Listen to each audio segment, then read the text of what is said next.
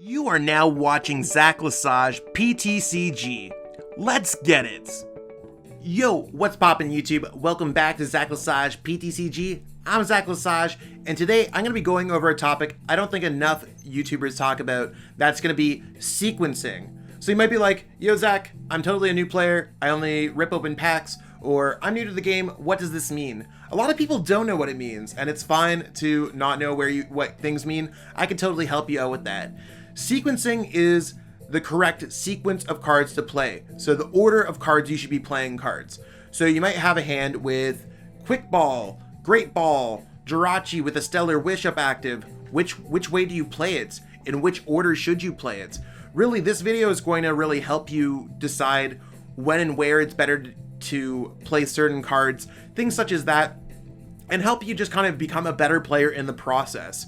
So it might be maybe you heard me say some of these things, why I'm playing cards in a certain order. Hopefully this video allows you to kind of come down to a few snap decisions on when it is the correct decision to play. So I'll play a couple games here, probably not full games. I'm probably just going to edit out the parts where it's games and show you exactly how it works for certain decks, stuff like that. But overall, a lot of the fundamentals are going to help out in between decks. So no deck list today, no nothing like that. Really just focusing on why we're playing like this, and hopefully it will help you in the long run. If you're looking to pick up any cards to play the Pokemon TCG though, you can go to ptcgostore.com, plug in code ZLesage5 to save 5% on your next order of codes. With Battle Styles coming out very soon, you'll probably want to use that code. It's going to save you a little bit of moolah. And if you haven't already, hit subscribe on the video. That'd be awesome. Totally love to see you be one of these Zach Lesage believers.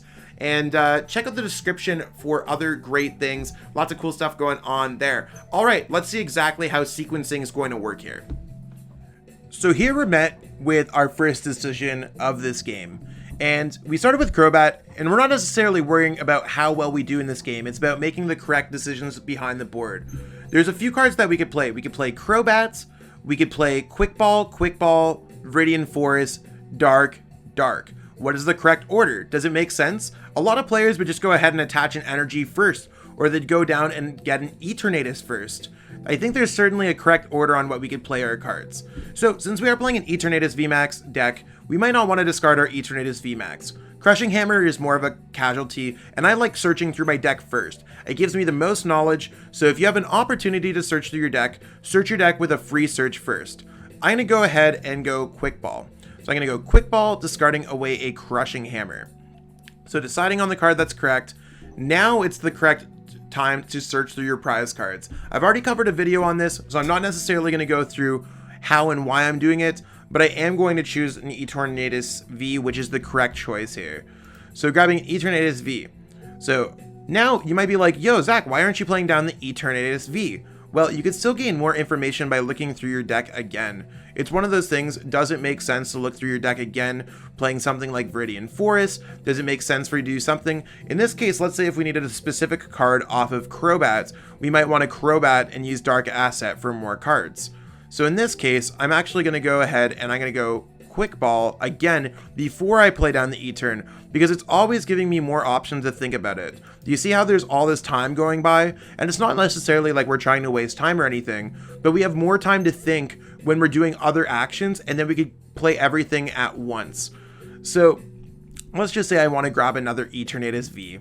Let's go with that. That's completely fine. Now we really don't want to play down anything else, but before we still have the option to play down the Viridian, let's play the Viridian. We don't necessarily need to search for anything. So now, since we've played all of our Quick Ball, learned about all of the information in our deck, we can now appropriately play down the Eternatus Vs. We'll attach a Dark Energy there, and now we can go Crobats. So this is going to allow us to draw a decent bit of cards. We played all the cards in the correct order. And it's one of those things where maybe you immediately need a Pokemon. In this case, I don't need a Pokemon. But what would be the correct order between a Viridian Forest and a Great Ball, you might be wondering? Well, let's say if I went Viridian Forest first. Viridian Forest first does take a card out of my deck, which means I have a higher chance to hit with Great Ball. It thins a card out of the deck. We brought it from 38 cards to 37 cards. Now I could play Great Ball, and I have a higher chance of drawing into something that I'd want. So these are really the type of decisions that we're trying to make, and maybe you needed that game-winning Crobat or that Pokemon to win the game. But these are really where the decisions allow you to kind of stack your odds against your opponents and really just putting yourself in the best position to be playing properly. So this is a huge turn where we have the actions between Giant Hearth, Cherish Ball, the Dene GX, and Stellar Wish on how we can kind of determine what we're trying to do here. So for me, I always go with the free search first. I'm going to go ahead and go Cherish Ball right now. I think Cherish Ball is a great way for us to kind of see exactly what's going on. So I don't want to go through and be like, okay, this is how you search for your deck. We can win the game with Reshiram and Charizard GX here. So I'm going to go ahead and grab that. I think it's incredibly worthwhile to grab it. And let's go with that since we already have the Dene GX in our hands. Now you might be like, yo, I want to play Giant Hearth first, or do I play Jirachi first, or do I bench this first? Well, there's a couple ways that we could deal with this right now. I think we can go with Giant Hearth goes down and seeing play. And I actually think that since we have Scoop of Net, it makes more sense to go with Giant Hearth first, because we're able to go Giant Hearth, thin our deck of fire energies, and search for a welder to power up this Reshiram and Charizard GX. So that's at least the game plan here. So I'm going to go Giant Hearth here, and when it comes to discarding a card, I try to choose a card that I don't need. In this case, I need all of these cards. These 3 cards I don't need. If it's ever between 3 cards, I try to value them in some way. In this case, I don't think anything necessarily matters. So I'm just going to discard the Fire Crystal here because I already have another one in case something were to come up. I am going to go ahead and grab 2 Fire Energies. And we do have 2 Welders prized, so it might be difficult to get the Welder. But at this point, now is when I'd use Stellar Wish. I'm not going to put Reshizard down because I can still change my mind. Even if it's the utmost correct play, give yourself the most time to think out your actions to avoid making mistakes. So let's see what Stellar Wish brings. And here we have our choice between Cherish Ball and Switch. I think I'm actually going to go ahead and grab Cherish Ball here because we could go ahead and grab something out of our deck and improve our chances for a future turn. Let's go Cherish Ball here because we're going to keep on thinning out the deck. And we don't want to discard it to Dene, but we can put an Oricorio GX down on our fields. That might be helpful. I'm going to go ahead and grab that. So here, now it's appropriate for me to go Oricorio, Reshizard, attach my energy, and at this point, I can now use the Scoop of Nets. So I'm ready to go ahead and do that. Will I be able to find the Welder? I'm not sure. It doesn't necessarily matter, but these are all the correct order of operations in order to try to find the Welder. So even if you don't get the Welder, it doesn't mean you're playing wrong. You could play correctly and still get punished for it. You could play incorrectly and be rewarded for it. That's how randomness works sometimes. But if you always put yourself into playing correctly, dealing with the correct odds, going with certain reasons on playing cards, then you're going to be in a much better position. So let's go to Dene GX here, see if we're able to get it. We actually have a chance to get it here. So this is another thing about these decks. Sometimes you could reutilize abilities over and over again. Since we've already thinned out a lot of the cards, our chances of getting the Welder are a little bit higher at 1 in 17.5. Let's go Switch here. Stellar Wish, see if we can get it. And it's still possible, actually. We're going to go Quick Ball here. Now, we're grabbing the Quick Ball because we can grab another Jirachi. We can Quick Ball away a Fire Energy at this point because we do have a Fire Crystal in our hands. Let's go ahead here and grab... Actually, you want to know what? We can grab... We could either grab a Jirachi or we can grab a Crobat V. If we can attach another energy for our turn, just trying to determine if there's a better way to get it. I think we're still going to go ahead with the Jirachi because if we end up getting a Welder there, then we're all good. Let's go Jirachi goes down there.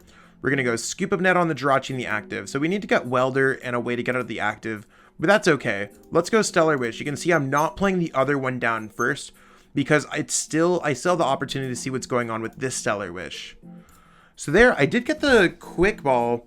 The Quick Ball might be able to help out a little bit. So I can put the Jirachi down, but I'd rather grab the information out of my deck again first. We already know that I'm going to be grabbing a Crobat, but let's go ahead and pitch something else. And we're going to grab the Crobat here.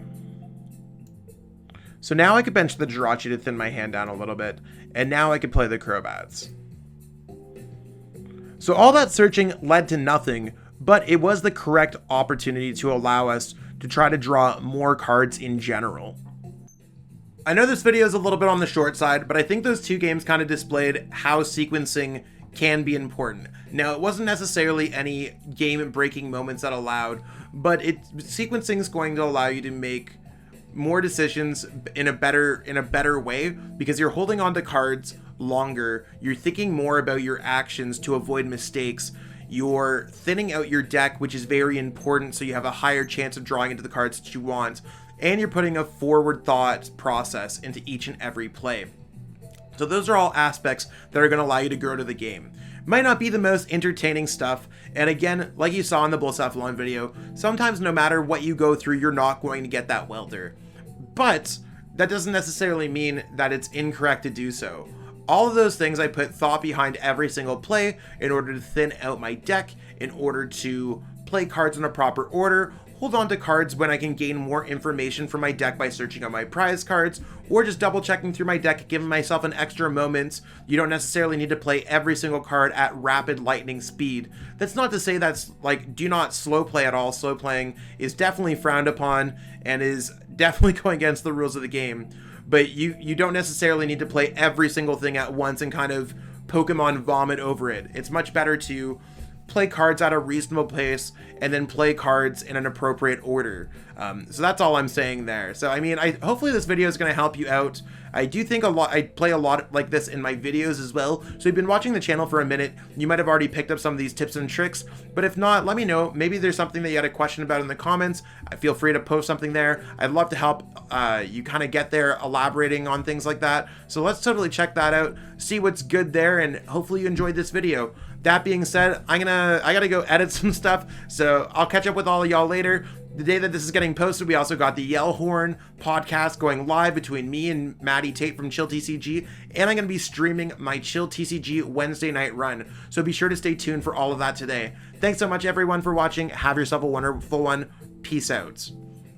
I want to take a quick moment to give a huge shout out to every single person who's been watching my videos. The support has been absolutely amazing, but some of you have went more than out of your way than just watching the videos, and you've actually been able to help me survive as a content creator during this time. Not to say that I necessarily need an extra hand here or there, but it definitely does make me feel like my content's kind of validated, and I do really appreciate everyone. So shout out to Ali Plays Pokemon, Xenon TCG, Gabe Smart, Slavin Tizik, Justin C, Josh Sutherland, and again, a huge shout out to everyone who's been watching my content. If you want to become a YouTube channel member, you can totally check that out in the description below. It lets you know what all the perks are. I think you need to use it on desktop, but I totally appreciate everyone who's been watching, and especially everyone who's a YouTube channel member. Thanks so much for watching and supporting the channel. If you haven't already, it'd mean the world to me if you could subscribe to help support me as a content creator.